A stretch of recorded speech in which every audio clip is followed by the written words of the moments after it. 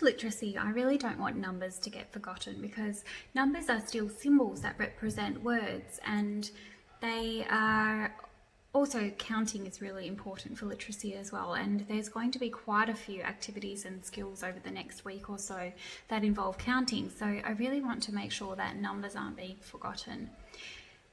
Sometimes kids can be more motivated to learn numbers because numbers might represent their age or their year level, or their favourite team member of a sporting team.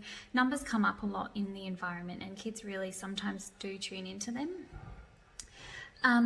So a bit like the letter familiarisation tasks I was doing a couple of days ago, I really wanted to show you a number familiarisation task, and this is one that you can do for letters as well. It's really simple, and it's using a toy that I really get excited about, so I'm going to show you. So this is our sensory board from Sensory Workshop.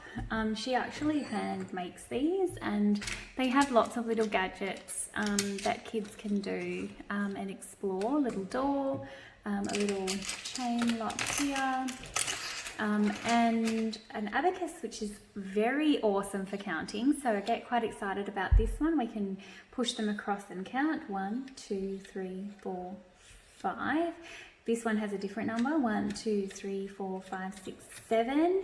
And then this one again, 1, 2, 3, 4, 5. And this one has 2 different shapes, so we can count that there are 1, 2, 3 round ones and 2, not quite sure what you call that shape, pointy ones.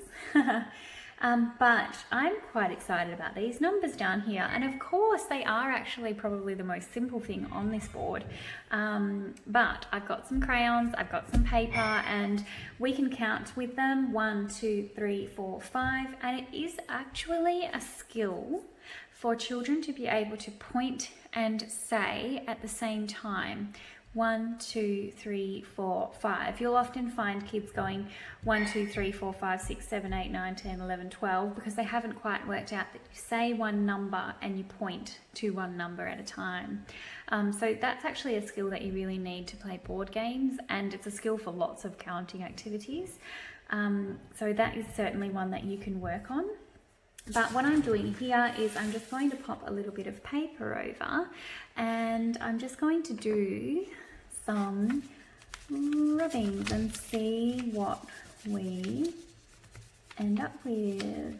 So number 1 emerges, and this is something you can do with your letters as well. If you do have some foam stickers in particular are really fantastic. You can stick foam stickers on paper that are letters or numbers, and they can do the rubbings over the top. You can also do rubbings for shapes and puzzle pieces and nature bits and pieces, different leaves and sticks and pieces of wood. So, but kids just really love seeing that as they rub over the top, the numbers emerge. You might find that, particularly with this board, I think my 2-year-old is really going to struggle because it really requires you to have quite fine skills to actually hold the paper with a bit of pressure and to do the crayon. And it is a raised surface compared to where the paper is, the rest of the paper. But any kind of rubbings are just really great because they don't require kids to be able to write yet, but they're still familiarising them with the shapes and what they look like. And obviously, one thing I wasn't doing because I was talking too much, and I was out of the picture too, is actually saying the numbers as you rub them. So I can see a 1, that's 1, 1, 1. I can see 1, and I'm using lots and lots of repetition so that as that number emerges, they're really hearing that number over and over again.